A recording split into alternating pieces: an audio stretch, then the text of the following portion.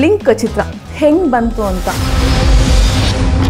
ಕನ್ನಡ ಚಿತ್ರರಂಗದಲ್ಲಿ ಈ ಒಂದು ಚಿತ್ರದ ಸುದ್ದಿ ಈಗ ಜಾಸ್ತಿ ಆಗಿದೆ. ಮಾರ್ಚ್ 8ನೇ ತಾರೀಕು ಬ್ಲಿಂಕ್ ಮೂವಿ ರಿಲೀಸ್ ಆಗಿತ್ತು. ಆದರೆ ಇನಿಷಿಯಲ್ ಡೇಸಲ್ಲಿ ಈ ಮೂವಿನ ಅಷ್ಟು ಅಕ್ಸೆಪ್ಟ್ ಮಾಡ್ಕೊಂಡಿರಲಿಲ್ಲ ಜನ. ಮೊದಲೇ 2 ದೊಡ್ಡ ಸಿನಿಮಾ ಜೊತೆ ನಮ್ಮ ಸಿನಿಮಾ ರಿಲೀಸ್ ಆಗ್ತಿದೆ, ನಾವೆಲ್ಲೋ ಕಳೆದೋಗ್ಬಿಡ್ತೀವೇನೋ ಅನ್ನೋಂಥ ಭಯ ಕಾಡ್ತಾ ಇತ್ತು. ಪ್ರೀತಿಸಿದ ಹುಡುಗಿನೇ ಅರ್ಥ ಮಾಡ್ಕೋತಿಲ್ಲ ಅಂದರೆ ಇನ್ನು ಹೊರಗಡೆ ಅವ್ರಿಗೆ ಹೇಗೆ ಅರ್ಥ ಮಾಡಿಸ್ಲಿ? ಮಂಗಳೂರಂತೂ ಫಸ್ಟ್ ವೀಕ್ ಏನೋ ಕಲೆಕ್ಷನ್ನೇ ಆಗಲಿಲ್ಲ. ಅಲ್ಲಿ ಒಂದು ಎಕ್ಸ್ಪೆರಿಮೆಂಟ್ ಮಾಡೋಕೆ ನಿನ್ನ ಹುಡ್ಕೊಂಬರ್ಬೇಕಾಯ್ತು ಅಪೂರ್ವ. ಆದರೆ ದಿನ ಕಳೆದಂತೆ ಈ ಮೂವಿಯ ಒಂದು ಕಾನ್ಸೆಪ್ಟು ಯಾವುದ್ರ ಮೇಲೆ ಮೂವಿ ನಡೀತಾ ಇದೆ ಅನ್ನೋದನ್ನ ತಿಳ್ಕೊಂಡಂತಹ ಜನಗಳು ಈ ಮೂವಿನ ತುಂಬಾ ಅಕ್ಸೆಪ್ಟ್ ಮಾಡ್ಕೊಂಡಿದ್ದಾರೆ. ಬೆಳಿಗ್ಗೆ ಬುಕ್ ತರಕ್ಕೆ ಹೋಗಿದ್ನಲ್ಲ, ಅಲ್ಲೂ ಮುತ್ಕೊಂಡು ನೋಡಿದೆ. ಜಸ್ಟ್ ಅವನ ಹತ್ರ ಹೋಗೋ ಅಷ್ಟು ಮಯ ಆಗ್ಬಿಟ್ಟ ಕಣೋ. ಸೆಕೆಂಡ್ ಡೇಯಿಂದ ನಮ್ಮ ಮೂವಿಗೆ ಫುಟ್ಫಾಲ್ಗಳು ಹೌಸ್ಫುಲ್ ಆಗಕ್ಕೆ ಸ್ಟಾರ್ಟ್ ಆಯಿತು. ಥರ್ಡ್ ಡೇ ಮೇಲೆ ನಮ್ಮ ಮೂವಿ ನಿಲ್ಲಿಲ್ಲ.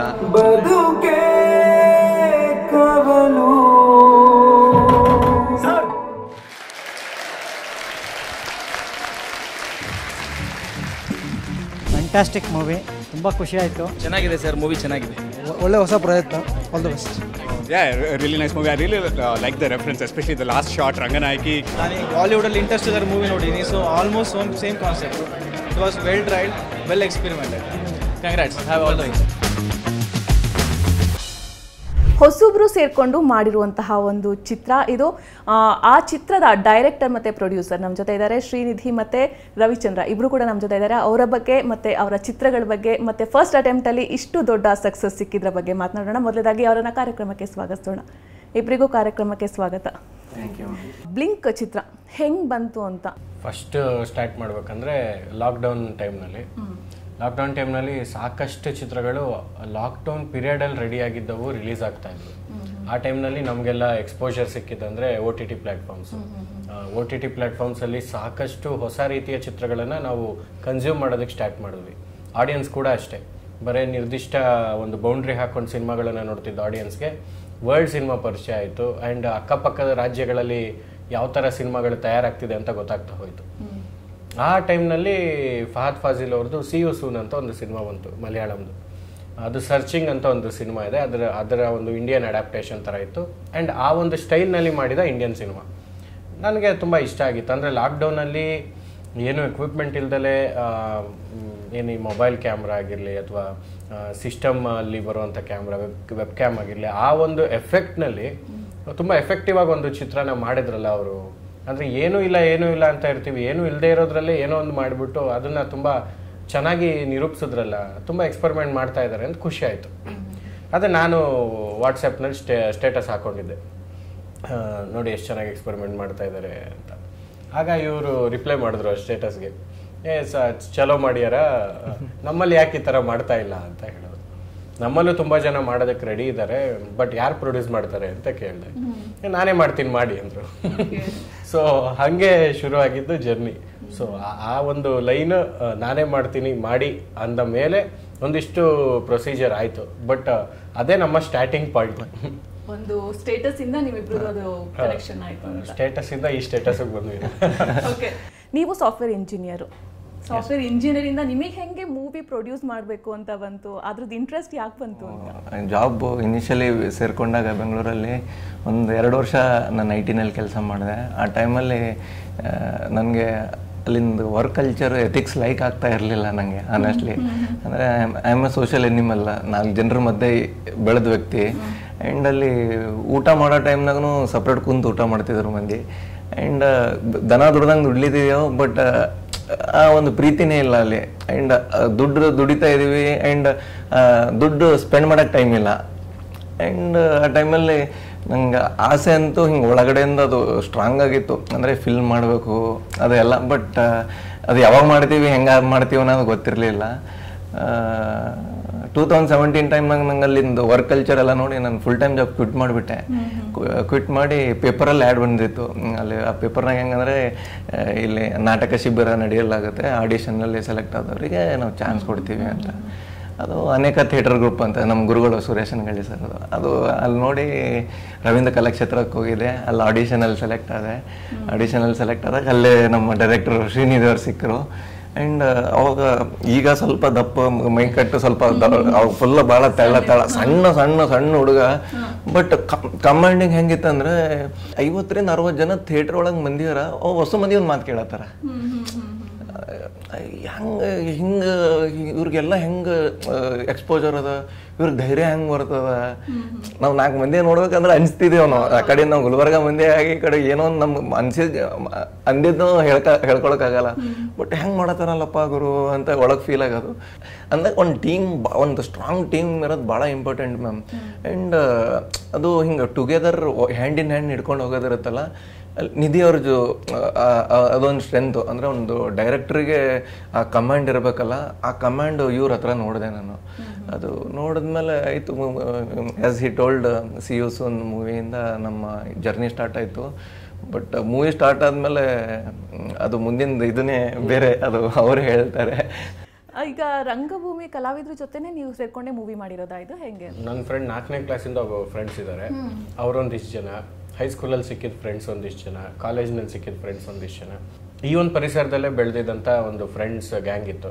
ಆ ಗ್ಯಾಂಗ್ಗಳ ಜೊತೆ ನಾವು ಸೇರಿಕೊಂಡು ಆ್ಯಕ್ಚುಲಿ ಕಾಲೇಜ್ ಓದೋ ಟೈಮ್ನಲ್ಲಿ ಅದೇ ಗ್ಯಾಂಗ್ ಜೊತೆನೇ ಸೇರಿ ಒಂದು ಫಿಲಮ್ ಮಾಡಬೇಕು ಅಂತ ಹೊರಟಿದ್ವಿ. ಸ್ಟಾರ್ಟ್ ಮಾಡಿದ್ದೆ, ಸ್ಕ್ರಿಪ್ಟ್ ಎಲ್ಲ ಮುಗಿಸಿದೆ. ಕಾಲೇಜ್ ಫೈನಲ್ ಇಯರಲ್ಲಿ ಸ್ಕ್ರಿಪ್ಟ್ ಮುಗಿಸಿ ಫೈನಲ್ ಎಕ್ಸಾಮ್ ಮುಗ್ದಿದ ತಕ್ಷಣ ಅದನ್ನು ಏನು ನಾವು ಲೊಕೇಶನ್ ಎಲ್ಲ ಹಾಂಟ್ ಮಾಡೋಕ್ಕೆ ಸ್ಟಾರ್ಟ್ ಮಾಡಬೇಕು ಅಂತ ಇದ್ವಿ. ಅದಾಗಲಿಲ್ಲ. ಅದು ಸಿನಿಮಾ ಎಲ್ಲ ಸ್ಕ್ರಿಪ್ಟ್ ಆಗಿ ಇನ್ನೇನು ಲೊಕೇಶನ್ಗೆ ಹೋಗ್ಬೇಕಂದಾಗ ನಿಂತೋಯ್ತು. ಅದಾದ್ಮೇಲೆ ಒಂದು ವೆಬ್ ಸೀರೀಸ್ ಬರೆದ್ವಿ, ಸೇಮ್ ಟೀಮ್. ನಮ್ಮ ಫ್ರೆಂಡ್ಸ್ ಎಲ್ಲ ಸೇರಿ ಕಾಲೇಜ್ ಮುಗಿದ್ಮೇಲೆ ಒಂದು ರೂಮ್ ಮಾಡಿಕೊಂಡು ನಾವಲ್ಲಿ, ನಮಗೆ ವೆಬ್ ಸೀರೀಸ್ ಹೆಂಗೆ ಮಾಡೋದು ಗೊತ್ತಿಲ್ಲ, ಯಾರು ಇನ್ವೆಸ್ಟ್ ಮಾಡ್ತಾರೆ ಗೊತ್ತಿಲ್ಲ, ಬರೆದ್ವಿ. ಒಂದು ಇಡೀ ವೆಬ್ ಸೀರೀಸ್ ಬರೆದ್ವಿ. ಒಂದಿಷ್ಟು 12 ಎಪಿಸೋಡ್ ವೆಬ್ ಸೀರೀಸ್ ಬರೆದ್ವಿ. ಬರೆದುಬಿಟ್ಟು ಅದನ್ನೆಲ್ಲ ಬರೆದಾದ್ಮೇಲೆ ಯೋಚನೆ ಮಾಡಿದ್ವಿ ಇದಕ್ಕೆ ಫಂಡ್ ಎಷ್ಟು ಬೇಕು ಅಂತ. ಅಲ್ಲಿಗೆ ನಮಗೆ ಇಲ್ಲ ಫಂಡು ಅಂತ ಗೊತ್ತಾಯಿತು, ಸುಮ್ಮನಾಗೋದ್ವಿ.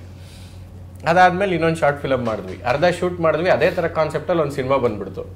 ಅಯ್ಯೋ ಸಿನಿಮಾ ಬಂದ್ಬಿಡ್ತಲ್ಲ ಅಂತ ನಿಲ್ಲಿಸ್ಬಿಟ್ವಿ.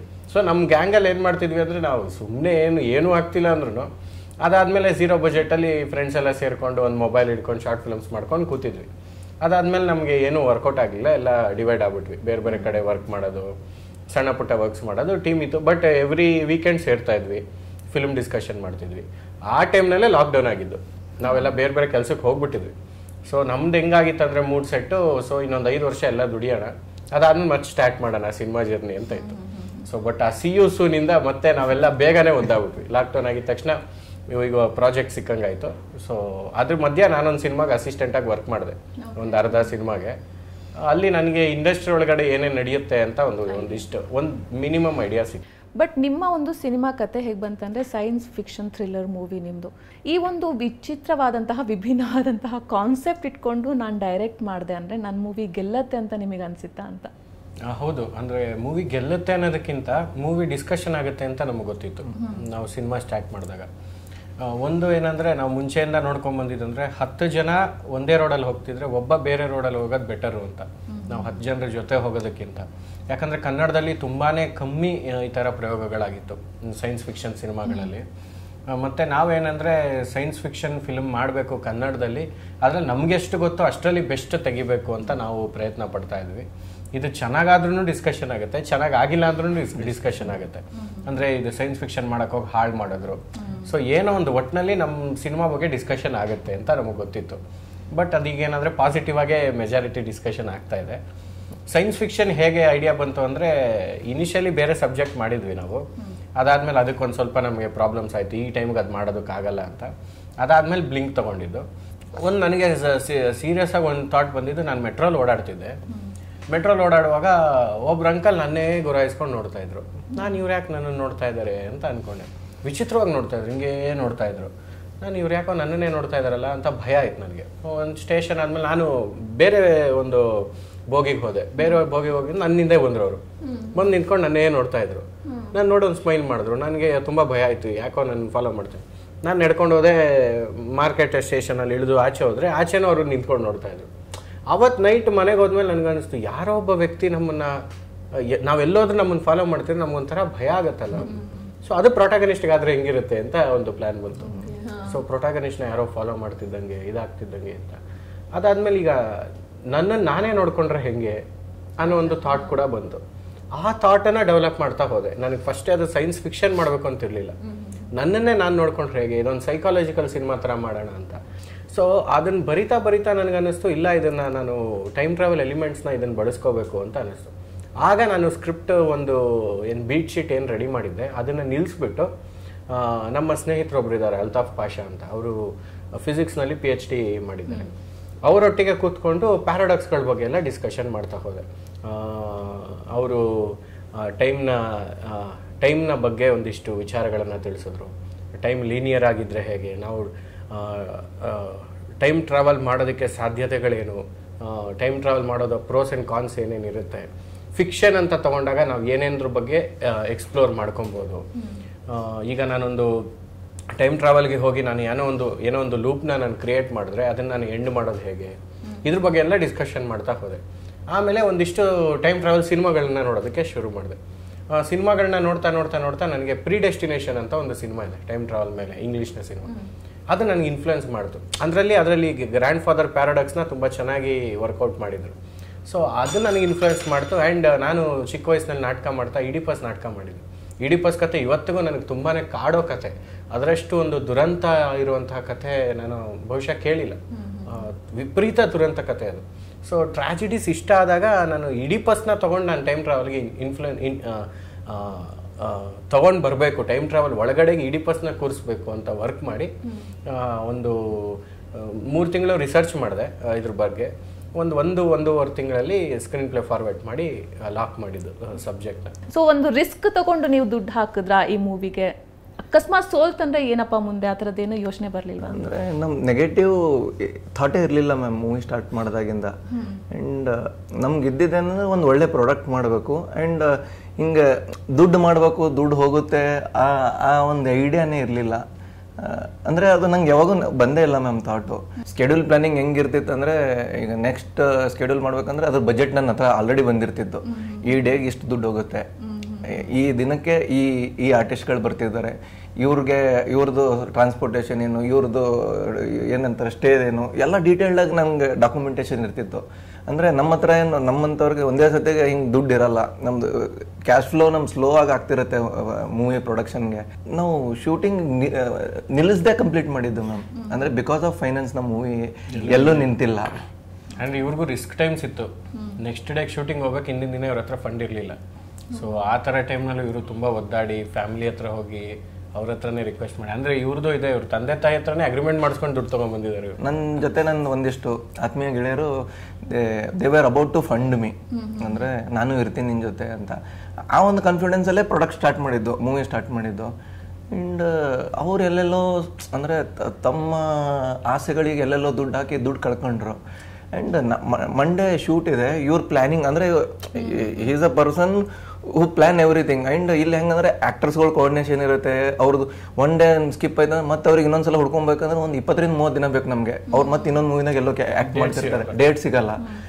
ಇವರು ಎಲ್ಲ ರೆಡಿ ಮಾಡ್ಯಾರ, ಈಗ ದುಡ್ಡು ಹೆಂಗೆ ಮಾಡೋದು, ಕೈಕಾಲು ಅಲ್ಲರಾಗ್ಯಾವ. ನಾಳೆ ಮಾರ್ನಿಂಗ್ ಶೂಟು, ನನ್ನ ಅಕೌಂಟ್ನೊಳಗೆ ಹಾನೆಸ್ಟ್ಲಿ ಹೇಳ್ಬೇಕು ಒಂದು 20,000 ದುಡ್ಡಿದೆ ಮ್ಯಾಮ್. ಅಷ್ಟೇ ದುಡ್ಡು ಇದ್ದಿದ್ದು. ಅಂದರೆ 7 ದಿನ ಸ್ಕೆಡ್ಯೂಲ್ ಇದೆ, ಲಾಂಗ್ ಸ್ಕೆಡ್ಯೂಲ್ ಇದೆ. ರಾತ್ರಿ 2:30-3 ಗಂಟೆ ಆಗಿದೆ. ನಮ್ಮ ಅಕ್ಕಂಗೆ ಕಾಲ್ ಮಾಡಿದೆ.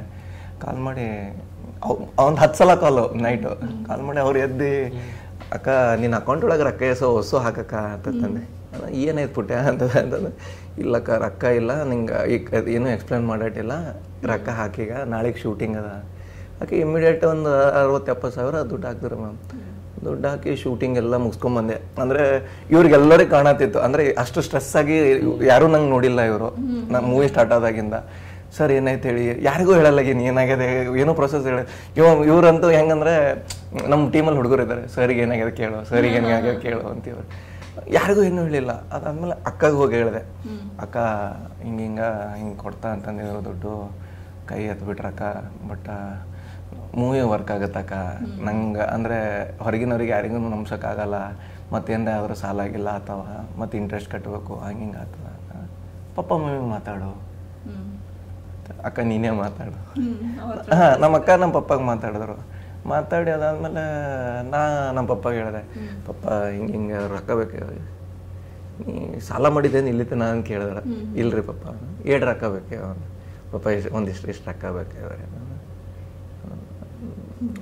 ಪಾಪ ಒಂದು ಮೂವಿ ರಿಲೀಸ್ ಆಗಿ ಒಂದು 6 ತಿಂಗಳಿಗೆ ರೊಕ್ಕ ಕೊಡ್ತೀನಿ ರೀ ಪಪ್ಪ ನಿಮಗೆ ಅಂತ. ಆಯ್ತು ರೀ ಇಲ್ರಿ ಅಗ್ರಿಮೆಂಟ್ ಮಾಡ್ಕೋರಿ ಪಾಪ ಅಗ್ರಿಮೆಂಟ್ ಮಾಡ್ಕೋರಿ ಅಂತಂದ್ರೆ ಇದು ಇಲ್ಲ ಇಂಡಿಯನ್ ಲೀಗಲ್ ಸಿಸ್ಟಮ್ ಹಂಗಿದೆ ಅಲ್ಲ ಮ್ಯಾಮ್. ಅಂದರೆ ಇವನ್ ಇಫ್ ಯು ಟೇಕ್ ಅಂದರೆ ಎಲ್ಲದಕ್ಕೂ ಟ್ಯಾಕ್ಸ್ ಕಟ್ಟಬೇಕು, ಅದು ಅಂದರೆ ಡಾಕ್ಯುಮೆಂಟೇಶನ್ ಭಾಳ ಕ್ಲಿಯರ್ ಇರಬೇಕು. ಅದು ಪಪ್ಪನ ಹತ್ರ ಅಗ್ರಿಮೆಂಟ್ ಮಾಡ್ಕೊಂಡೆ, ಅದು ರಪ್ಪ ಅಂತ ಖಾಲಿನೇ ಆಗೋಯ್ತು. ಪಪ್ಪನ ಹತ್ರ ತಂದಿದ್ದು ಅಮೌಂಟು ಇಮಿಡಿಯೇಟು. ಅದಾದ್ಮೇಲೆ ಅಮ್ಮ ನೀನು ರೊಕ್ಕ ಕೊಡು ಅಂದರೆ ಹಂಗೆ ಮನೆ ತಂದೆ ಆಯಿತು, ನಮ್ಮ ತಾಯಿ ಆಯಿತು. ಅದಾದಮೇಲೆ ನನಗೆ ಹೆಂಗಾಯ್ತಂದರೆ ಮ್ಯಾಮ್ ಇಲ್ಲಿ ಪ್ರತಿ ಹಂತದಲ್ಲಿ ಅನ್ನೊಂದು ಸೋಲ್ಸು ನಂಗೆ ಗೊತ್ತಿರೋದು. ಅಂದರೆ ನೀವು ಹೆಂಗೆ ನಂಗೆ 2 ದಿನದಿಂದ ಪರಿಚಯ ಆಗಿ ನಮ್ಗೆ ಒಂದು ಪಾಸಿಟಿವ್ ಎನರ್ಜಿ ಕೊಡ್ತಾ ಇದೆಲ್ಲ, ಹಂಗೆ ನಾನು ಕೊಡ್ತೀನಿ ದುಡ್ಡು. ಅಂದರೆ ಬೆಂಗಳೂರು ಅಂತ ಸಿಟಿನಲ್ಲಿ ನನಗೆ ಅವರು ಒಂದು 3 ತಿಂಗಳು 4ರಿಂದ ಪರಿಚಯದವರು ಲಕ್ಷ್ಮಿ ಅಮ್ಮ ಅಂತಿದ್ದಾರೆ ma'am. She gave me literally 9 lakhs. ಅಂದರೆ ಹೆಂಗೆ ಚೆಕ್ ಬರೆದು ಕೊಟ್ಟರು ಅಂದರೆ ಅದು ಚೆಕ್ ತೊಗೊಳಗೆ ಕೈ ನಡಗ್ಲತ್ತದ ನನಗೆ. ಅಂದರೆ ಅವ್ರಿಗೆ ಕೈ ಹಿಂಗೆ ಮುಗಿದು ಹೇಳ್ತೀನಿ, ನಂಗೆ ರೊಕ್ಕ ಯಾವಾಗ ಕೊಡೋಕ್ಕಾಗ್ತದೋ ಗೊತ್ತಿಲ್ಲ ಅಮ್ಮ. ಅಂದರೆ ನಾನು ಇದು ಅಂತೂ ಉಡಾಯಿಸ್ಲತ್ತಿಲ್ಲ ಹಾನೆಸ್ಟಾಗಿ. ಅಂದರೆ ಎಲ್ಲ ಹುಡುಗರು ಅಂದರೆ ನನ್ನ ಟೀಮ್ ಏನಿದೆ ಅಲ್ಲ ಮ್ಯಾಮ್, ಅಷ್ಟು ಮಂದಿ ಹಾನೆಸ್ಟಾಗಿ ಎಫರ್ಟ್ ಹಾಕ್ಲತ್ತೀವಿ. ನಾ ಇದು ತೀರಿಸ್ತೀನಿ ನಿಮಗೆ ವಾಪಸ್ಸು. ಅವ್ರು ಹೆಂಗ ನೀವು ಮಗ ಇದ್ದಂಗೆ ಇದ್ದೀವಿ ಹೋಗು ಅಂತೇಳಿ ದುಡ್ಡು ಕೊಟ್ಟು ಹಂಗೆ ಆ ಥರ ಒಂದಿಷ್ಟು ನನ್ನ ದುಡ್ಡು ಇರ್ಲಾರ್ದಲ್ಲಿ ಸಪೋರ್ಟ್ ಸಿಕ್ಕಿದೆ ಮ್ಯಾಮ್. ಹಾನೆಸ್ಟಾಗಿ ಇಟ್ ಈಸ್ ನಾಟ್ ಲೈಕ್ ನನ್ನ ಒಬ್ಬನಿಂದ ಪ್ರೊಡಕ್ಷನ್ ಆಗ್ಯದ, ಅದು ನಾನು ನಂಬಲ್ಲ ಮ್ಯಾಮ್. ಹೊಸಬ್ರು ಒಂದು ಮೂವಿ ಮಾಡ್ತಾ ಇದ್ದೀವಿ ಅಂತಂದರೆ ನಿಮಗೆ ಚಿತ್ರರಂಗದಲ್ಲಿ ಒಂದು ಸಪೋರ್ಟ್ ಯಾವ ಥರ ಸಿಗುತ್ತೆ? ಹೊಸಬ್ರನ್ನ ಹೇಗೆ ಅಕ್ಸೆಪ್ಟ್ ಮಾಡ್ಕೊಳ್ತಾರೆ, ಹೇಗೆ ಯಾಕೆ ಅಕ್ಸೆಪ್ಟ್ ಮಾಡ್ಕೊಳ್ಳೋದಿಲ್ಲ? ಸೊ ಆ ಥರದ್ದು ಏನಾದರೂ ಎಕ್ಸ್ಪೀರಿಯನ್ಸ್ ಆದರೆ ಹೇಳ್ಬೋದಾ ಅಂತ.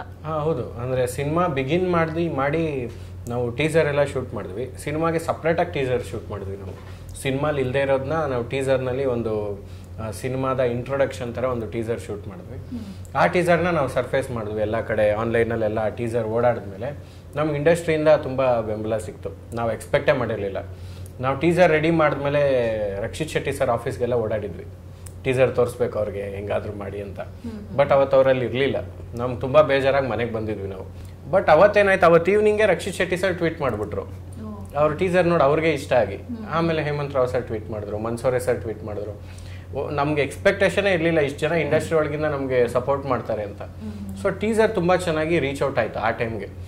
ಅವಾಗ ನಮಗೊಂದು ಪಾಸಿಟಿವ್ ಹೋಪ್ ಬಂತಿಲ್ಲ, ನಾವು ಏನೋ ಒಂದು ಮಾಡಿದ್ರೆ ಜೊತೆಗೆ ನಿಲ್ತಾರೆ ಯಾರಾದರೂ ಒಬ್ಬರು ಅಂತ. ಅದಾದಮೇಲೆ ಸಿನಿಮಾ ಪ್ರೋಸೆಸ್ ಆಯಿತು, ಶೂಟ್ ಆಯಿತು, ತುಂಬ ರಿಸ್ಕಿ, ಅದೊಂದು ತುಂಬ ಕಷ್ಟದ ಟೈಮ್ ಇತ್ತು. ಅದಾದಮೇಲೆ ಮುಗಿಸೋ ಟೈಮ್ನಲ್ಲಿ ಏನಾಯಿತು, ನಮಗೆ ಸಪೋರ್ಟ್ ಕಮ್ಮಿ ಆಗೋಯ್ತು. ಸಿನಿಮಾ ಆದಮೇಲೆ ನಾವು ಎಲ್ಲ ಕಡೆ ಮತ್ತೆ ರೀಚ್ ಔಟ್ ಮಾಡಿದ್ವಿ, ಎಲ್ಲೂ ತಲುಪಕ್ಕಾಗಲಿಲ್ಲ. ಮೇ ಬಿ ನಾವು ಟ್ರೈ ಮಾಡ್ತಿದ್ವಿ. ಅಂದರೆ ಈಗಲೂ ಏನಂದ್ರೆ ನಮಗೆ ಒಂದು ಆಸೆ ಅಂದರೆ ರಕ್ಷಿತ್ ಸರ್ ನಮ್ಮ ಸಿನಿಮಾ ನೋಡಬೇಕು, ಪವನ್ ಸರ್ ನೋಡಬೇಕು ಅಂತ ಆಸೆ ಇತ್ತು. ಪವನ್ ಸರ್ ನೋಡಿದ್ರು. ಸೊ ಶಿವಣ್ಣ ಸರ್ಗೆಲ್ಲ ನೋಡ್ತೀನಿ ಅಂತ ಹೇಳಿದ್ದಾರೆ. ನಮ್ಗೆ ಅದೇ ಖುಷಿ. ಸೊ ಯಾರು ನಾವು ಚಿಕ್ಕ ವಯಸ್ಸಿಂದ ಆನ್ ಸ್ಕ್ರೀನ್ ನೋಡ್ಕೊಂಡ್ ಬರ್ತಿದ್ವಿ, ನಮಗೆ ಸಪೋರ್ಟ್ ಮಾಡ್ತಿದ್ದಾರೆ. ಶಿವಣ್ಣ ಸರ್ ಅವ್ರ ಸಿನಿಮಾ ರಿಲೀಸ್ ಇದ್ರು ಕೂಡ ನಮ್ಮ ಫಿಲಮ್ ಒಂದು ಟ್ವೀಟ್ ಮಾಡಿ ಸಪೋರ್ಟ್ ಮಾಡಿದ್ರು. ಅದೇ ಇವಾಗ ನೀವು ಯಾವುದೇ ಒಂದು ಮೂವಿ ತೊಗೊಂಡ್ರು, ನೀವು ಎಷ್ಟೇ ಪ್ರಮೋಟ್ ಮಾಡಿದ್ರು ಅದಕ್ಕೆ ಸಿಗೋಂಥ ವ್ಯಾಲ್ಯೂಗಿಂತ ಮೌತ್ ಪಬ್ಲಿಸಿಟಿಗೆ ಸಿಗೋದು ವ್ಯಾಲ್ಯೂ ತುಂಬ ದೊಡ್ಡದು. ಅದೊಂದು ಮ್ಯಾಜಿಕ್ಕೇ ಮಾಡುತ್ತೆ ಅಂತ ಹೇಳ್ಬೋದು. ನಿಮ್ಮ ಮೂವಿಗೂ ಕೂಡ ಅದೇ ಮ್ಯಾಜಿಕ್ ಮಾಡಿರೋದು. ನಾವು ಹಾನೆಸ್ಟ್ಲಿ ನಮ್ಮ ಕಡೆಯಿಂದ ಪ್ರಮೋಟ್ ಮಾಡಿದ್ದೀವಿ ಮ್ಯಾಮ್. ಅಂದರೆ ಅದು ಯಾವ ಲೆವೆಲಿಗೆ ಪ್ರಮೋಟ್ ಮಾಡಿದ್ದೀವಿ ಅಂದರೆ ನಮ್ಮ ಮೂವಿಗೆ ಎಷ್ಟು ಮಂದಿ ಬರ್ಬೇಕು ಇನಿಷಿಯಲ್ 3 days ಸಲುವಾಗಿ ಅದ್ರ ಸಲಕ್ಕೆ ಹೆವಿ ವರ್ಕ್ ಮಾಡಿದ್ದೀವಿ, ಹಾನೆಸ್ಟ್ಲಿ ವರ್ಕ್ ಮಾಡಿದ್ದೀವಿ. ಅಂದರೆ ಪ್ಲಕ್ಕಾರ್ಡ್ ಹಿಡ್ಕೊಂಡು ನಾವು KR ಮಾರ್ಕೆಟಲ್ಲಿ ಹೋಗಿ ನಾವು ನಮ್ಮ ಮೂವಿನ ಅಂದರೆ ಟ್ರೆಂಡಿಂಗ್ ರೀಲ್ಸ್ಗಳೇನಿರುತ್ತೆ ಅದ್ರ ಮೇಲೆ ಬ್ಲಿಂಕ್ ಜೊತೆ ಟ್ಯಾಗ್ಲೈನ್ ಥರ ಮಾಡಿ ಕಂಟೆಂಟ್ಗಳೆಲ್ಲ ಮಾಡಿಬಿಟ್ಟಿದ್ವಿ. ಅದೆಲ್ಲ ನೆಕ್ಸ್ಟ್ ಲೆವೆಲ್ ವೈರಲ್ ಆಗಿತ್ತು ಮ್ಯಾಮ್ ಸೋಷಿಯಲ್ ಮೀಡಿಯಾನಲ್ಲಿ. ಆ್ಯಂಡ್ ನಮ್ಮ ಮೂವಿ ಪ್ರೊಸೆಸ್ ಏನಿದೆ ನಮಗೆ ಹೇಳ್ಕೊಳ್ಳೋದಿತ್ತು. ಸೊ ನಾವೇ ಶೂಟ್ ಮಾಡಿದ್ವಿ, ಇಂಟರ್ನೆಟಲ್ಲಿ ಬಿಟ್ವಿ. ಆ್ಯಂಡ್ ಆ ಒಂದು ಫಿಗರ್ಸ್ಗಳು ಅನಾಲಿಟಿಕ್ಸ್ ಸಿಗುತ್ತಿತ್ತಲ್ಲ ನಮಗೆ.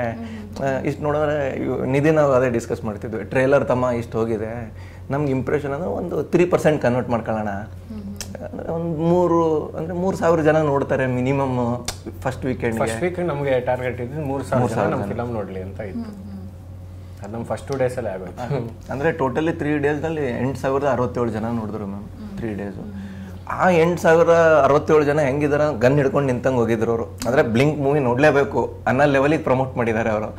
ಅಂದರೆ 3rd day 4th day ನಮಗೆ ಕಂಟ್ರೋಲ್ ಇಲ್ಲ ಮ್ಯಾಮ್. ಮಂಡೆಯಿಂದ ಇವ್ರಿಗೆ ಬೈತಾ ಇದ್ದಾರೆ, ನನಗೆ ಬೈತಾ ಇದ್ದಾರೆ, ಥಿಯೇಟರ್ ಇನ್ಕ್ರೀಸ್ ಮಾಡ್ರಿ ಕಣ್ರಯ್ಯ, ಥಿಯೇಟರ್ ಇನ್ಕ್ರೀಸ್ ಮಾಡ್ಲಿ. ಅದು ನಾವು ಹೆಂಗೆ ಇನ್ಕ್ರೀಸ್ ಮಾಡೋಕ್ಕಾಗತ್ತೆ? ಥಿಯೇಟರ್ ನಮ್ಮ ಕಂಟ್ರೋಲಲ್ಲಿ.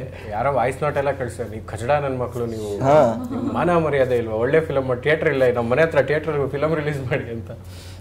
ಆ ಲೆವೆಲ್ ಅಂದ್ರೆ ಹೆಂಗ್ ಬೇಕಾದಂಗೆ ವಾಯ್ಸ್ ನೋಟ್ಗಳೆಲ್ಲ ಬರೋದು. ಪಿಕ್ಚರ್ ಅದಕ್ಕೆ ಮಾಡ್ತಾರೆ ಕಣಯ್ಯ, ಥಿಯೇಟರ್ ಇಲ್ಲ ಅಂದ್ರೆ ರಿಲೀಸ್ ಎಲ್ಲ. ಅವ್ರಿಗೆ 4 ದಿನ ಕಂಟ್ರೋಲ್ ಮಾಡಕ್ ರೆಡಿ ಇಲ್ಲ ನಾವು. ಶುಕ್ರವಾರ ತನ್ನ ತಾಡ್ರಿ ಇನ್ಕ್ರೀಸ್ ಆಗ್ತದ ಅಂತ ಹೇಳಿದ್ರು. ಅಂಡ್ ಮಂಡೇಗೆ ನಮ್ದು ಆಕ್ಚುಲಿ ಒಂದು 4 ಶೋಸ್ಗಳು ಇನ್ಕ್ರೀಸ್ ಆಗಿದೆ, ಅದು ಸಾಲ್ತಾ ಇಲ್ಲ. ಎಲ್ಲ ಹೌಸ್ಫುಲ್ ಹೋಗ್ತಿದೆ. ಥಿಯೇಟರ್ಗೆ ಬಂದಾಗ ಅಲ್ಲಿನ ಮ್ಯಾನೇಜರ್ಗಳು ಹೇಳ್ತಾ ಇದ್ದಾರೆ, ಸರ್ ಟಿಕೆಟ್ ಸಿಗ್ತಾ ಇಲ್ಲ ಅಂದರೆ. ನಿಮ್ಗೆ ಅವಾಗಲೇ ಒಂದು ಮಾತು ಹೇಳ್ತಾ ಇಲ್ಲ ಮ್ಯಾಮ್, ಸಿರ್ಸಿ ಸರ್ಕಲಲ್ಲಿ ಒಂದು ಥಿಯೇಟ್ರ್ ಇದೆ, ಗೋಪಾಲನ್ ಮಾಲು. ಅಲ್ಲಿ ದೊಡ್ಡ ಮನೆ ಹುಡುಗ ಮೂವಿ ಆದಮೇಲೆ ಹೈಯೆಸ್ಟ್ ಫುಟ್ಫಾಲ್ ಸಿಕ್ಕಿರೋ movie Blink ma'am. Maybe after that ಒಂದು 100+ ಮೂವಿಗಳು ಆ ಥಿಯೇಟ್ರಲ್ಲಿ ರಿಲೀಸ್ ಆಗಿದೆ. ಬಟ್ ಈ ಓವರ್ ಆಲ್ ಅಕ್ಯುಪೆನ್ಸಿ ರೇಷೋ ಏನಿದೆ ಅಲ್ಲ ಮ್ಯಾಮ್, ದೊಡ್ಡ ಮನೆ ಹುಡುಗ ಆದಮೇಲೆ ಬ್ಲಿಂಕ್ ಅಂತ ಅಂದರೆ ಆನ್ ರೆಕಾರ್ಡ್ ಹೇಳಕ್ಕೆ ಬಯಸ್ತೀನಿ ಮ್ಯಾಮ್. ಅಲ್ಲಿಂದ ನನಗೆ ಏನು ಆಗಕ್ಕೆ ಸ್ಟಾರ್ಟ್ ಆಯ್ತು ಅಂದರೆ, ನಮ್ದು ಏನೇನಿದೆ ಮೂವಿ ಡೈಲಿ ಏನೇನು ಆಗುತ್ತದ ಇಂಟರ್ನೆಟ್ನಾಗ ಹಾಕಬೇಕು. ಅಂದರೆ ದೇ ವಾಂಟ್ ಟು ಸಿ ನಮ್ಮ ಮೂವಿ ಪ್ರೋಗ್ರೆಸ್ ಏನಿದೆ ನೋಡೋಕೆ ಬಯಸ್ತಾ ಇದ್ದಾರೆ. ಆ್ಯಂಡ್ ಒಂದು ಫಾರ್ಮು ಕ್ರಿಯೇಟ್ ಮಾಡಿದೀವಿ ಮ್ಯಾಮ್. ಅಂದರೆ ನಮ್ಮ ಥಿಯೇಟರ್ ನೀವು ಯಾವ ಊರಿನಾಗ ರಿಲೀಸ್ ಮಾಡ್ಬೇಕಂತ ಇದ್ದಾರೆ. ಹತ್ತಿರ ನಮಗೆ 6700 ತನ ಸಬ್ಮಿಟ್ ಮಾಡಿದ್ದಾರೆ ಮ್ಯಾಮ್ ಜನ. ಅಂದರೆ ಈ ಊರಲ್ಲಿ ನಮ್ಮ ನೋಡೋಕೆ ಬಯಸ್ತಿದ್ದೀವಿ ಅಂತ. ಆ ಫಾರ್ಮ್ ಏನು ಮಾಡಿದ್ವಿ, ಟ್ರಾನ್ಸ್ಪರೆಂಟಾಗಿ ಅವ್ರಿಗೆ ಮೇಲ್ ಮಾಡಿದೆ ನಾನು. PVR ದವ್ರಿಗೆ ಮೇಲ್ ಮಾಡಿದೆ, ಐನಾಕ್ಸ್ ಅವ್ರಿಗೆ ಮೇಲ್ ಮಾಡಿದೆ, ಸಿನಿಪೋಲಿಸ್ದವ್ರಿಗೆ. ಇಷ್ಟು ಕ್ವೆರಿ ಬಂದಿದೆ ನಮಗೆ, ಇಷ್ಟು ಊರಲ್ಲಿ ಇಷ್ಟು ಜನ ನೋಡ್ಬೇಕಂತಿದ್ದಾರೆ.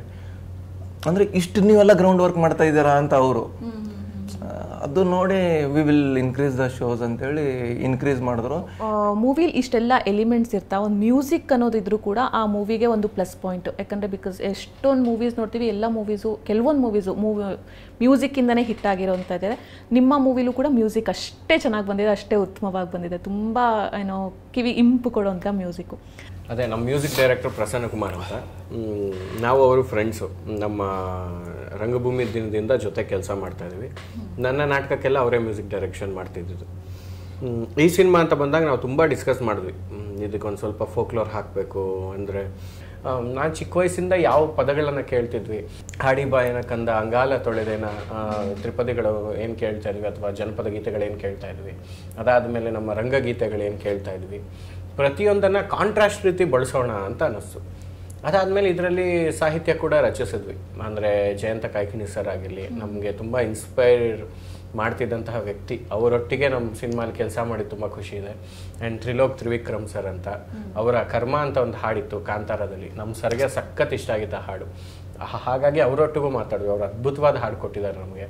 ಅದಾದಮೇಲೆ ಪ್ರಮೋದ ಮರವಂತೆ ಸರ್. ಅದಾದಮೇಲೆ ಲಿರಿಕ್ಸ್ಗೆ ಅಂತ ಆಡಿಷನ್ ಮಾಡಿದ್ವಿ, ಲಿರಿಕ್ ರೈಟರ್ಸ್ಗೆ ಅಂತ. ಅದರಲ್ಲಿ ಒಂದಿಬ್ಬರು ಲಿರಿಕ್ ರೈಟರ್ಸ್ ಸಿಕ್ಕರು, ಜಯಂತ್ ಸರ್ ಮತ್ತು ದೀಪಾ ಬರಾಟಿ ಮ್ಯಾಮ್ ಅಂತ. ಸೊ ಅವರೊಟ್ಟಿಗೆ ಬರ್ಸಿದ್ವಿ. ಸೊ ಇದನ್ನ ಒಂದು ಮ್ಯೂಸಿಕಲ್ ಆಗಿ ಮಾಡೋಣ ಅಂತ ನಾವು ಅದ್ರ ಕಡೆಗೆ ವರ್ಕ್ ಮಾಡ್ತೀವಿ. ಎಲ್ಲ ಮೂವಿ ಬಗ್ಗೆ ಮಾತಾಡ್ತಿದ್ವಿ ಅಂದರೆ ಆ್ಯಕ್ಟರ್ಸ್ ಬಗ್ಗೆ ಕೂಡ ಮಾತಾಡಬೇಕು. ದೀಕ್ಷಿತ್ ಆಗಿರ್ಬೋದು, ಚೈತ್ರ ಆಗಿರ್ಬೋದು, ಮಂದಾರ ಆಗಿರ್ಬೋದು. ಸೊ ಇವ್ರನ್ನ ನೀವು ಹೆಂಗೆ ಸೆಲೆಕ್ಟ್ ಮಾಡಿದ್ದು, ಅಪ್ರೋಚ್ ಯಾವ ಥರ ಮಾಡಿದ್ದು, ಇವರೇ ಈ ಕ್ಯಾರೆಕ್ಟರ್ಗೆ ಸೂಟ್ ಆಗ್ತಾರೆ ಅಂತ ಹೆಂಗೆ ಅನ್ಸಿದ್ದು? ದೀಕ್ಷಿತ್ ಶೆಟ್ಟಿ ಸರ್ ನಮ್ಮ ಡ್ರಾಮಾ ಟೀಮಲ್ಲೇ ಇದ್ದಿದ್ದು. ನಾವು ಅನೇಕಾಲಿದ್ದಾಗ ನಾವೆಲ್ಲ ಒಟ್ಟಿಗೆ ನಟನೆ ಮಾಡ್ತಿದ್ವಿ. ಸೊ ಅವಾಗಿಂದ ನನಗೊಂದು ಒಳ್ಳೆಯ ಗೆಳೆತನ ಇತ್ತು ಅವರೊಟ್ಟಿಗೆ. ಆ್ಯಂಡ್ ಅವ್ರ ಗ್ರೋತ್ ತುಂಬ ಖುಷಿ ಆಗ್ತಿತ್ತು. ಆ್ಯಂಡ್ ಅವರು ಕೂಡ ಏನೂ ಇಲ್ದಲೆ, ಯಾರು ಗಾಡ್ ಫಾದರ್ ಇಲ್ದಲೆ ಬಂದಿದ್ದು. ಸೊ ಅವ್ರ ಗ್ರೋತ್ ಇಷ್ಟ ಆಗ್ತಿತ್ತು. ಆ್ಯಂಡ್ ನಾನು ಸ್ಕ್ರಿಪ್ಟ್ ಬರೆದ ಮೇಲೆ ಅದೊಂದು ಪ್ರಾಕ್ಟೀಸ್ ಇದೆ. ಅಂದರೆ ಸ್ಕ್ರಿಪ್ಟ್ ರೈಟಿಂಗ್ ಬುಕ್ಸಲ್ಲೆಲ್ಲ ಇದೆ. ನೀವು ಸ್ಕ್ರೀನ್ ಪ್ಲೇ ಮುಗಿಸಿದ ಮೇಲೆ ಒಂದು 4-5 ಜನ ಸ್ಟ್ರೇಂಜರ್ಸ್ಗೋ ಅಥವಾ ನಿಮ್ಮ ಫ್ರೆಂಡ್ಸ್ಗೋ ನರೇಟ್ ಮಾಡಬೇಕು ಅಂತ. ಸ್ಟೋರಿ ನರೇಷನ್ನೇ ಒಂದು ಪ್ರೋಸೆಸ್. ಆ ಪ್ರೋಸೆಸ್ನಲ್ಲಿ ನಮಗೆ ನಾವು ಎಲ್ಲಿ ಎಡವಿದ್ದೀವಿ, ಏನೇನು ಅಂತ ನಮಗೊಂದಿಷ್ಟು ಐಡಿಯಾ ಸಿಗುತ್ತೆ ಅಂತ. ಹಾಗಾಗಿ ನಾನೊಂದು 4-5 ಜನಕ್ಕೆ ಕಥೆ ನರೇಟ್ ಮಾಡುವಾಗ ಒಬ್ಬರು ದೀಕ್ಷಿತ್ ಶೆಟ್ಟಿ ಸರ್ ಆಗಿದ್ರು. ಅಂದರೆ ಅವ್ರನ್ನ ನಾವು ಕ್ಯಾಶ್ ಮಾಡಬೇಕು ಅಂತ ತಲೆಯಲ್ಲಿ ಇರಲಿಲ್ಲ. ದೀಕ್ಷಿತ್ ಅವರೊಟ್ಟಿಗೆ ಹೋಗಿ ಅವ್ರ ಕಥೆ ನರೇಟ್ ಮಾಡಿದಾಗ ಅವ್ರ ಕಥೆ ಇಷ್ಟ ಆಯಿತು. ಇಷ್ಟಾಗಿ ನಾನು ಮಾಡ್ತೀನಿ ಸಿನಿಮಾ ಅಂತ ಅಂದರು. ಅದಾದಮೇಲೆ ನಾವು ಚೈತ್ರಾಚಾರ್ಯ ಮ್ಯಾಮ್ ಬಗ್ಗೆ ನಂಗೆ ಗೊತ್ತಾಗಿದ್ದು ಜೀವನ್ ಅವರಿಂದ, ನಮ್ಮ ಅಸೋಸಿಯೇಟು. ಅವ್ರದ್ದು ಗಿಲ್ಕಿ ಅಥವಾ ತಲೆದಂಡ ಯಾವುದ್ರದ್ದು ಒಂದ್ರದ್ದು ಟೀಸರ್ ತೋರಿಸಿದ್ರು. ಅದಾದಮೇಲೆ ಅವರ ಪ್ರೊಫೈಲೆಲ್ಲ ನೋಡಿದಾಗ ನನಗೆ ಯಾವ ಥರ ದೇವಕಿ ನಾನು ಇಮ್ಯಾಜಿನ್ ಮಾಡಿದ್ದೆ ಆ ಥರ ಇದ್ರು ಅವರು. ಹಾಗಾಗಿ ಅವ್ರಿಗೆ ಹೋಗಿ ನರೇಟ್ ಮಾಡಿದೆ. ಅವರು ತುಂಬ ಖುಷಿಪಟ್ಟರು, ಇಲ್ಲ ಮಾಡ್ತೀನಿ ಅಂದರು. ಯಾಕಂದರೆ ಇದರಲ್ಲಿ ಒಂದು ಫೀಮೇಲ್ ಪ್ರೊಟಾಗನಿಸ್ಟ್ ಅಂತ ಇಲ್ಲ, 2 ಕ್ಯಾರೆಕ್ಟರ್ಗಳಿದ್ದಾವೆ. ಹಾಗಾಗಿಯೂ ಕೂಡ ಸ್ಕ್ರೀನ್ ಟೈಮ್ ಅವ್ರಿಗೆ ಸ್ವಲ್ಪ ಲಿಮಿಟೆಡ್ ಸ್ಕ್ರೀನ್ ಟೈಮ್ ಇದೆ ಈ ಸಿನಿಮಾಲಿ ಅಂದರೂ ಕೂಡ ಅವರು ಸಪೋರ್ಟಿವ್ ಆಗಿ ನಿಂತ್ಕೊಂಡ್ರು. ಇಲ್ಲ ನನ್ನ ಕ್ಯಾರೆಕ್ಟರ್ ಇಷ್ಟ ಆಯಿತು ಮಾಡ್ತೀನಿ ಅಂತ ಅಂದರು. ಆ್ಯಂಡ್ ಮಂದಾರ ಭಟ್ಟಲಹಳ್ಳಿಯವರು ಕೂಡ ನಾವು ನಾಟಕ ಎಲ್ಲ ಒಟ್ಟಿಗೆ ಮಾಡ್ತಿದ್ವಿ. ಹಾಗಾಗಿ ನಾನು ಇಲ್ಲ ಆ ಕ್ಯಾರೆಕ್ಟರ್ ಅವ್ರು ಮಾಡಿದ್ರೆ ತುಂಬ ಚೆನ್ನಾಗಿರುತ್ತೆ ಅಂತ ಅನಿಸಿತು. ಆಮೇಲೆ ಗೋಪಾಲ್ ಕೃಷ್ಣ ದೇಶಪಾಂಡೆ ಸರ್ನ ನಾನು ತುಂಬ ಇಷ್ಟಪಡ್ತಿದ್ದೆ. ಅವರ ಪರ್ಫಾರ್ಮೆನ್ಸ್ ಆಗಲಿ ಆ್ಯಂಡ್ ಅವರ ಮಾತು ತುಂಬ ಚೆನ್ನಾಗಿ ಕಾಣುತ್ತೆ ಆನ್ ಸ್ಕ್ರೀನ್. ನಮ್ಮ ಕಿರಣ್ ನಾಯಕ್ ಸರು ಕೂಡ ರಂಗಭೂಮಿಯಲ್ಲಿ ಒಂದಿಷ್ಟು ಪರಿಚಯ ಇದ್ದರು. ಆ್ಯಂಡ್ ಅವರು ರಂಗಭೂಮಿಲೂ ಪರಿಚಯ ಇದ್ದು ಅವರೊಟ್ಟಿಗೆ ಹೋಗಿ ಕಥೆನ ನರೇಟ್ ಮಾಡಿದಾಗ ಇಲ್ಲ ಮಾಡಿಕೊಡ್ತೀನಿ ಅಂದರು. ಯಾರು ಕೂಡ ಪಾಪ ನಮ್ಮ ಏಜ್ ನೋಡಲೇ ಇಲ್ಲ. ಏನು ಚಿಕ್ಕ ಹುಡುಗ ಏನು ಮಾಡ್ತಾನೆ, ಅಥವಾ ಪ್ರೊಡ್ಯೂಸರ್ ನೋಡಿದ್ರೆ ಚಿಕ್ಕವ್ರು ಅನ್ನಿಸ್ತಾರೆ, ಇವ್ರು ನಿಜ ಮಾಡ್ತಾರ ಮೂವಿನ ಅಂದರೆ ಅವ್ರು ಯಾರು ಪಾಪ ಅನುಮಾನ ಪಡದೆ ಮಾಡಿ ಅಂತ ಅಂದರು. ಆ್ಯಂಡ್ ನಾವು ತುಂಬ ಲಿಮಿಟೇಷನಲ್ಲೇ ಮಾಡ್ತಿದ್ವಿ, ಅದು ಅವ್ರಿಗೆ ಅರಿವಿತ್ತು. ಅದು ಇದ್ರೂ ಕೂಡ ಮತ್ತೆ ನಾವು ತುಂಬ ಕಾಂಪ್ಯಾಕ್ಟಾಗಿ ಶೂಟ್ ಮಾಡ್ತಿದ್ವಿ, ಕಮ್ಮಿ ಟೈಮ್ ಇಟ್ಕೋತಾ ಇದ್ವಿ. ನಾವಂದರೆ 10 ದಿನ ಹತ್ರ ನಾವು ಆರಾಮಾಗಿ ಶೂಟ್ ಮಾಡೋಣ ಅನ್ನಂಗೆ ಇರಲಿಲ್ಲ. ನಾವೆಲ್ಲ ಕ್ಲೀನಾಗಿ ಪ್ಲ್ಯಾನ್ ಮಾಡ್ಕೊಂಡಿದ್ವಿ, ಈಗ 5 ದಿನದಲ್ಲಿ ಇದು ಮುಗಿಲೇಬೇಕು ಅಂತ. ಅವ್ರಿಗೂ 5 ದಿನ ಅಂತಲೇ ಹೇಳಿದ್ವಿ. ಮತ್ತು ಡೇಸ್ ವೇಸ್ಟ್ ಮಾಡೋಕ್ಕೆ ಆದಷ್ಟು ಅವಾಯ್ಡ್ ಮಾಡ್ತಿದ್ವಿ. ಅವ್ರು ಡೇಸ್ ವೇಸ್ಟ್ ಆಗಬಾರ್ದು, ನಮ್ಮ ಡೇಸು ವೇಸ್ಟ್ ಆಗಬಾರ್ದು ಅಂತ. ಹಾಗಾಗಿ ಅವ್ರು ನೀಟಾಗಿ ಮಾಡಿಕೊಟ್ರು. ನಮ್ಮ ಜೊತೆಗೆ ಲೈಟ್ ಯೂನಿಟಲ್ಲಿ ಬಂದು ದುಡ್ದವರು ಆಗಿರಲಿ, ಗ್ಯಾಫರ್ ಆಗಿರಲಿ, ಅದಾದಮೇಲೆ ಕ್ಯಾಮ್ರಾ ಡಿಪಾರ್ಟ್ಮೆಂಟ್ ಅವರಾಗಿರಲಿ, ಎಲ್ಲರೂ ಒಟ್ಟಿಗೆ ಕೂತ್ಕೊಂಡು ಊಟ ಮಾಡಿದ್ವಿ. ಆ್ಯಂಡ್ ಇನ್ನೊಂದು ಏನು ಮಾಡಿದ್ವಿ ಅಂದರೆ ಆ್ಯಕ್ಟರ್ಸ್ಗಳಿಗೆ ಎಲ್ಲರಿಗೂ ಅಗ್ರಿಮೆಂಟ್ ಮಾಡ್ಕೊಂಡ್ವಿ ನಾವು. ಅಂದರೆ ಹೆಂಗೆ ಅಂದರೆ ಕಂಪಲ್ಸರಿ, ಅಂದರೆ ಅದು ಸ್ಟ್ರಕ್ಚರ್ಡ್ ಫಾರ್ಮ್ಯಾಟ್ ಅಲ್ಲ ಮ್ಯಾಮ್. ಅಂದರೆ ನಾನು ಹಿಂಗೆ ದುಡ್ಡು ಕೊಡ್ತೀನಿ ಅಂದರೆ ಕೊಡ್ತೀನಿ ನಿಮಗೆ, ಅಂದರೆ ಸುಮ್ಮನೆ ಹೇಳಲ್ಲ, ಸುಮ್ಮನೆ ಅಂದರೆ ಅದು ಎಂತಾರಲ್ಲ, first payment, second payment, third payment. And ಎಲ್ರಿಗೂ ಟೈಮಿಗೆ ಹೋಗಿದೆ ಮ್ಯಾಮ್. ಒಬ್ರಿಗೂ ಇದಾಗಿಲ್ಲ, ಹಿಂದೆ ಮುಂದೆ ಆಗಿಲ್ಲ. ನಮ್ಗೆ ಆ ಟೈಮಲ್ಲಿ ಇವ್ರಿಗೆ ಕಷ್ಟ ಇರುತ್ತೆ, ಹಿಂದಿನ ದಿನಕ್ಕೆ ಅರೇಂಜ್ಮೆಂಟ್ ಆಗಿರಲ್ಲ, ಆದ್ರೂ ಹೆಂಗೋ ಅರೇಂಜ್ ಮಾಡಿ ಆ ಡೇಟ್ಗೆ ಕೊಟ್ಟಿದ್ದಾರೆ. ಆ್ಯಂಡ್ ಅದು ಅವ್ರಿಗೂ ಹೆಂಗೆ ಅನ್ನಿಸ್ತಂದ್ರೆ ನಾವು ಎಲ್ಲರೂ ಪ್ರೊಫೆಷ್ನಲ್ ಇದ್ದೀವಿ ಅಂತ ಆ್ಯಕ್ಟರ್ಸ್ಗಳಿಗೆ ಆಯಿತು ಮ್ಯಾಮ್. ಅಂದರೆ ಯಾಕಂದರೆ ಅವರು ದುಡಿದಿರ್ತಾರೆ, ಅವರು ದುಡಿಯೋದೇ ಎಲ್ಲರೂ ಪೇಮೆಂಟ್ಗಲ್ಲ ಮ್ಯಾಮ್, ಅವ್ರದ್ದು ಪೇಮೆಂಟ್ಗಳೋಗಿ. ಆ್ಯಂಡ್ ಎಕ್ಸ್ಟ್ರಾ ಎಲ್ಲ ಈಗ ಶೂಟಿಂಗ್ ಅದು ಎಲ್ಲ ಆದಮೇಲೆ ದೀಕ್ಷಿತ್ ಸರ್ ಅದು ಎಲ್ಲ ನಿಂತರು ನಮಗೆ. ಈ ಇದು ಇರುತ್ತಲ್ಲ ಅಡ್ಡಾಟ, ಈ ಕಾಲೇಜ್ ಫೆಸ್ಟ್ಗಳಿಗೆ, ಅದಾದಮೇಲೆ ಪ್ರಮೋಷನಲ್ ಇವೆಂಟ್ಗಳಿಗೆ. ಅಂದರೆ ಈ not took money during that time. ಅಂದರೆ ಅದು ಡೈಲಿ ಕನ್ವೀನಿಯನ್ಸ್ ಅಂತ ಇರ್ತಾವಲ್ಲ ಮ್ಯಾಮ್, ಆ ಕನ್ವೀನಿಯನ್ಸ್ ತೊಗೊಳ್ಳಿಲ್ಲ ಆ ಟೈಮಲ್ಲಿ. ಅವ್ರಿಗೂ ನನ್ನ ಸಿಚುವೇಶನ್ ಏನೇನು ಅರ್ಥ ಆಗಿತ್ತು. ಆ್ಯಂಡ್ ಆ್ಯಕ್ಟರ್ಸ್ಗಳೆಲ್ಲ ಒನ್ ಟೇಕ್ ಆರ್ಟಿಸ್ಟ್ಗಳು ಮ್ಯಾಮ್. ಅಂದರೆ ಗೋಪಿ ಸರ್ ಆಗಿರಲಿ, ಇವರು ದೀಕ್ಷಿತ್ ಅವರಾಗಿರಲಿ, ಚೈತ್ರ ಅವರಾಗಿರಲಿ, ಮಂದರ್ ಅವರಾಗಿರಲಿ, ಯಶಸ್ವಿನಿ ಅಕ್ಕ, ಅವರೆಲ್ಲ. ಯಶಸ್ವಿನಿ ಅಕ್ಕ ಅಂತೂ ಒಂದು 2 ಗಂಟೆಗೆ ಡಬ್ಬಿಂಗ್ ಮುಗಿದಿತ್ತು ಮ್ಯಾಮ್. ಡಬ್ಬಿಂಗು ಏನು ಗುರು, ಹಿಂಗೆ ಬಂದರು ಹೋದ್ರು, ಅಕ್ಕ ಹೊಂಟಾರ ಅಂತಂದ್ರು, ನಾ ಬರ್ತೀನಿ ಭೇಟಿ ಆಗ್ಬೇಕನ್ನಂಟಿಗೆ ಹೋಗೇ ಬಿಟ್ಟಿದ್ದಾರೆ ಡಬ್ಬಿಂಗ್ ಮುಗಿಸಿ. ಅಂದರೆ ನಮ್ಮದು ಮೂವಿಗೆ ಮ್ಯಾಮ್ ಆಡಿಷನ್ನೇ ಮಾಡಿಲ್ಲ ಮ್ಯಾಮ್ ಒಬ್ರಿಗೂ. ಇವ್ರು ಏನು ಅನ್ಕೊಂಡಿದ್ರು ಆರ್ಟಿಸ್ಟ್ಗಳಿಗೆ ಆನ್ಬೋರ್ಡ್, ಡೈರೆಕ್ಟಾಗಿ ಆನ್ಬೋರ್ಡ್ ಆಗಿದ್ದು. ಆ್ಯಂಡ್ ಈ ಪ್ರೊಸೆಸ್ ಅದಲ್ಲ ಮ್ಯಾಮ್. ಈಗಲೂ ನಮ್ಗೆ ನೆನ್ಸ್ಕೊಂಡ್ರೆ ಶೂಟಿಂಗ್ ಮಾಡೋ ಟೈಮಿಗೆ ಭಾಳ ತ್ರಾಸಾಗೋದು, ಬಟ್ ನೆನ್ಸ್ಕೊಂಡ್ರು ಶೂಟಿಂಗ್ ಡೇಸ್ ವಾಸ್ ದ ಹಿಂಗೆ ಬ್ಯೂಟಿಫುಲ್ ಮೆಮೊರಿ ಬ್ಲಿಂಕಿಂದು. ನೆಕ್ಸ್ಟ್ ಪ್ರಾಜೆಕ್ಟ್ಸ್ಗಳ ಬಗ್ಗೆ, ನಿಮ್ಮದು ಏನು ಡ್ರೀಮ್ಗಳ ಬಗ್ಗೆ ಹೇಳೋದಾದ್ರೆ? ಡ್ರೀಮ್ಸ್ ಅಂದರೆ ಇಷ್ಟು ದಿನ ಡ್ರೀಮ್ ಇದ್ದಿದ್ದು ಒಂದು ಸಿನಿಮಾ ಮಾಡ್ಬೇಕಂತ. ಸೊ ಆ ಡ್ರೀಮ್ ಈಗ ಆಯಿತು, ಸಿನಿಮಾ ಆಯಿತು. ಸೊ ನೆಕ್ಸ್ಟ್ ಡ್ರೀಮ್ಸ್ ಅಂದರೆ ನಮಗೇನಿಲ್ಲ, ಒಳ್ಳೊಳ್ಳೆ ಸಿನಿಮಾಗಳು ಮಾಡಬೇಕು, ನಮಗೆ ಒಳ್ಳೇದು ಅನ್ಸೋ ಸಿನಿಮಾಗಳು ಮಾಡಬೇಕು. ಮತ್ತು ಯಾವ್ಯಾವ ಜಾನ್ರಾಗಳು ಇಲ್ಲಿ ಟ್ರೈ ಮಾಡ್ತಿಲ್ಲ, ತುಂಬ ಕಮ್ಮಿ ಇದೆ, ಆ ಜಾನ್ರಾಗಳಲ್ಲಿ ಸಿನಿಮಾ ಮಾಡಬೇಕು. ಇನ್ನೊಂದು 10 ವರ್ಷಕ್ಕೆ ಒಬ್ಬ ನ್ಯೂ ಕಮ್ಮರ್ ಕನ್ನಡದಲ್ಲಿ ಸಿನಿಮಾ ಮಾಡ್ತಿದ್ದಾನೆ ಅಂದರೆ ಹೊರಗಡೆ ಇರೋ ಸ್ಟೇಟ್ಸ್ ಅವರು ವೆಯ್ಟ್ ಮಾಡಬೇಕು, ಕನ್ನಡದಲ್ಲಿ ಯಾರೋ ಹೊಸೊಬ್ಬ ಸಿನಿಮಾ ಮಾಡ್ತಿದ್ದಾನಂತೆ. ಸೊ ಹಾಗೆ ಆಸೆ ಇರೋದು ಕನ್ನಡ ಸಿನಿಮಾಗಳು, ಯಾಕಂದ್ರೆ ಪೊಟೆನ್ಷಿಯಲ್ ತುಂಬ ಇದೆ ಇಲ್ಲಿ ಇಂಡಸ್ಟ್ರಿಲಿ, ತುಂಬ ದೊಡ್ಡ ಪೊಟೆನ್ಷಿಯಲ್ ಇರೋ ಇಂಡಸ್ಟ್ರಿ ಇದು. ಆ್ಯಂಡ್ ಲಿಟ್ರೇಚರು, ಕನ್ನಡ ಲಿಟ್ರೇಚರ್ ಅಷ್ಟು strong may be Bengali literature, Kannada literature ತುಂಬ ಸ್ಟ್ರಾಂಗ್ ಇರೋ ಲಿಟ್ರೇಚರ್. ಸೊ ಈ ಲಿಟ್ರೇಚರ್ ಇದೆ, ಲಿಟ್ರೇಚರಲ್ಲಿ ಸ್ಟ್ರಾಂಗ್ ಇದ್ದೀವಿ ನಾವು, ರಂಗಭೂಮಿಲಿ ಸ್ಟ್ರಾಂಗ್ ಇದ್ದೀವಿ, ಸಿನಿಮಾಲು ನಾವು ಸ್ಟ್ರಾಂಗ್ ಆಗಬೇಕು, ಕ್ರೀಡೆಯಲ್ಲಿ ಸ್ಟ್ರಾಂಗ್ ಆಗಬೇಕು. ಅಂದರೆ ಇದೆಲ್ಲ ಸಾಫ್ಟ್ ಏನಂತಾರೆ, ಸಾಫ್ಟ್ ಪೊಸಿಷನಿಂಗ್ ಮಾಡುತ್ತೆ ಕನ್ನಡಕ್ಕೆ. ಕನ್ನಡ ಭಾಷೆಯ ಒಂದು ಬೆಳವಣಿಗೆಗೆ ಇಂಡೈರೆಕ್ಟ್ ಆಗಿ ಇವೆಲ್ಲ ಕೂಡ ಪೂರಕವಾಗಿ ಸಪೋರ್ಟ್ ಮಾಡ್ತವೆ. ಇದು ತಂಡ ಕಟ್ಟಬೇಕು ಮ್ಯಾಮ್ ನನಗೆ. ಅಂದರೆ ಹೊಸಬ್ರ ಜೊತೆ ಕೊಲಾಬ್ರೇಷನ್ ಆಗ್ಬೇಕಂದ್ರೆ ಇನ್ನೊಂದು 5 ವರ್ಷ ಬೇಕಾಗುತ್ತೆ ಮ್ಯಾಮ್. ಈಗ ನಮ್ಮ ಟೀಮಲ್ಲಿರೋರು ಹೊಸ ಮಂದಿ ಬೆಳಿಬೇಕು, ಅಂದರೆ ಹೊಸ ಮಂದಿ ಇಂಡಿಪೆಂಡೆಂಟಾಗಿ ನಿಲ್ಲಬೇಕು. ಆ್ಯಂಡ್ ಈಗ ಆ ಹಂತದಲ್ಲೇ ನಾವು ಕೆಲಸ ಡೆಫಿನೆಟ್ಲಿ ಮಾಡ್ತೀವಿ ಮ್ಯಾಮ್. ಈಗ ಬ್ಲಿಂಕ್ ಏನಾಗಿದೆ, ಬ್ಲಿಂಕಿಂದ ಒಂದು 10 ಪಟ್ಟಲ್ಲಿ ನೆಕ್ಸ್ಟ್ ಮೂವಿ ನಮ್ಮ ಕಾಂಬಿನೇಷನಲ್ಲಿ ಬರುತ್ತೆ ಮ್ಯಾಮ್. ಮತ್ತೆ ನಿಮ್ಮಿಬ್ರು 100% ಬರುತ್ತೆ ಮ್ಯಾಮ್. ಆ್ಯಂಡ್ ಅದು ಹೆಂಗಂದ್ರೆ ಅದು ಅನೌನ್ಸ್ಮೆಂಟ್ ಹಿಡಿದು ಅದು ಸೌಂಡ್ ಮಾಡ್ಬೇಕಂತಿರೋದು ಮ್ಯಾಮ್. ಅಂದರೆ ಅದು ಆಲ್ರೆಡಿ ಮೂವಿನಲ್ಲೂ ಹಿಂಟ್ ಕೊಟ್ಟಿದ್ದಾರೆ. ಬ್ಲಿಂಕ್ ನೋಡಿದ್ರೆ ಗೊತ್ತಾಗುತ್ತೆ ನಮ್ಮ ನೆಕ್ಸ್ಟ್ ಮೂವಿ ಟೈಟಲ್ ಇದೆ ಅದರಲ್ಲಿ. ಅದು ಗೊತ್ತಾಗಿಲ್ಲ ಅಂದರೆ ಇನ್ನೊಂದ್ಸಲ ಥಿಯೇಟ್ರಿಗೆ ಹೋಗಿ ಮೂವಿನ ನೋಡಿ. ನಮ್ಮ ನೆಕ್ಸ್ಟ್ ಮೂವಿ ಟೈಟಲ್ ಇದೆ ಅಲ್ಲಿ. ಆ್ಯಂಡ್ ಅದು ಅನೌನ್ಸ್ ಮಾಡಿದಾಗ you will be getting to know. And hopefully ನನಗೆ ಮುಂದಿನ ದಿನಗಳಲ್ಲಿ ಆಸೆ ಇರೋದೇನೆಂದರೆ ನಮ್ಮದು ನಾರ್ತ್ ಕರ್ನಾಟಕ ಏನು ಬೆಲ್ಟ್ ಏನಿದೆ ಅಲ್ಲ ಅಲ್ಲಿನ ಕಥೆಗಳು ಮಾಡ್ಬೇಕಂತಿದೆ. ಓಕೆ, ಇಷ್ಟೊತ್ತು ನಮ್ಮ ಜೊತೆಗೆ ಇದ್ದು ತುಂಬ ಒಳ್ಳೊಳ್ಳೆ ವಿಷಯಗಳನ್ನು ಶೇರ್ ಮಾಡ್ಕೊಂಡಿದ್ದೀರಾ. ಮತ್ತು ನಿಮ್ಮಿಬ್ರದ್ದು ಏನೆಲ್ಲ ಡ್ರೀಮ್ಸ್ ಇದೆಯೋ ಅದು ಆದಷ್ಟು ಬೇಗ ಈಡೇರಲಿ ಅಂತ ನಮ್ಮ ಕಡೆಯಿಂದ ಆಶಿಸ್ತೀವಿ. ತುಂಬ ಥ್ಯಾಂಕ್ ಯು. ನಾವು ಪ್ರಜಾವಾಣಿ ಆಫೀಸ್ಗೆಲ್ಲ ಬರ್ತೀವಿ ಅಂತ ಅನ್ಕೊಂಡಿರಲಿ. ನಿಜ. ಜಸ್ಟ್ ನಾನು 1 ವರ್ಷದಿಂದ ನಾವು ಮೆಟ್ರೋ ಸ್ಟೇಷನ್ ಇಳಿದೆಲ್ಲ ಇಲ್ಲಿ GKV ಕ್ಯಾಮ್ರಾ ನೋಡೋಕ್ಕೆಲ್ಲ ಹೋಗಿದ್ವಿ. ಆಫೀಸ್ ಮುಂದೆ ನನಗೆ ಈ ಬಿಲ್ಡಿಂಗ್ ತುಂಬಾ ಇಷ್ಟ. ಸೊ ನಮಗೇನು ಗೊತ್ತಿಲ್ಲದ ಈ ಬಿಲ್ಡಿಂಗ್ ಒಳಗೆಲ್ಲ ತುಂಬ ಒಂದು ಖುಷಿ ಕೊಡುತ್ತೆ. ಸೊ ನಾವು ಓದ್ತಾ ಇದ್ದಿದ್ದು ಪೇಪರು ಹಳೇದೆಲ್ಲ ನೆನಪಾಗ. ಥ್ಯಾಂಕ್ಸ್ ನಮಗೆ ಒಂದು ಇಂಟರ್ವ್ಯೂ ಮಾಡಿಕೊಟ್ಟಿದ್ದು. ಆ್ಯಂಡ್ ನಮ್ಮ ಮನ್ಯಾಗ ಪೇಪರ್ ಪಪ್ಪ ಮಮ್ಮಿ ರೆಗ್ಯುಲರಾಗಿ ಓದ್ತಾರೆ ಮ್ಯಾಮ್, ಪ್ರಜಾವಾಣಿ. ಆ್ಯಂಡ್ ಅವರಿಗೆ ನಿನ್ನೆ ರಾತ್ರಿ ಕಾಲ್ ಮಾಡಿದ್ದೆ, ನಾಳೆ ಪಪ್ಪ ಹಿಂಗೆ ಇಂಟರ್ವ್ಯೂ ಕರೆದಾರಿ ಪಪ್ಪ. ಖರೇನೂ ಇಂಟರ್ವ್ಯೂ ಕರೆದಾರ ಅಂದ್ರೆ ಪಪ್ಪ ಅವರು ಟೀಚರ್ಸು ಮ್ಯಾಮ್, ತಂದೆ ತಾಯಿಗಳಿಬ್ರು. ಅಂದರೆ ಹೆಡ್ ಆಫೀಸ್ಗೆ ಬೆಂಗಳೂರಿನಾಗ ಹೆಡ್ ಆಫೀಸ್ಗೆ ಹೋಗಿ ನಿಮ್ದು ಇಂಟರ್ವ್ಯೂ ಮಾಡತ್ತಾರೆ ಅಂದರೆ ಗ್ರ್ಯಾಟಿಟ್ಯೂಡು ಮ್ಯಾಮ್ ನಮಗೆ. ಅಂದರೆ ಇಲ್ಲಿನ ಏನು ಎಕ್ಸಿಕ್ಯೂಟಿವ್ ಪ್ರೊಡ್ಯೂಸರ್ಸ್ ಏನಿದ್ದಾರೆ ಅಥವಾ ನ್ಯೂ ಇಡೀ ಟೀಮ್ ಸರ್ ಕ್ಯಾಮ್ರಾಯಿಂದ ಕೆಲಸ ಮಾಡಿ.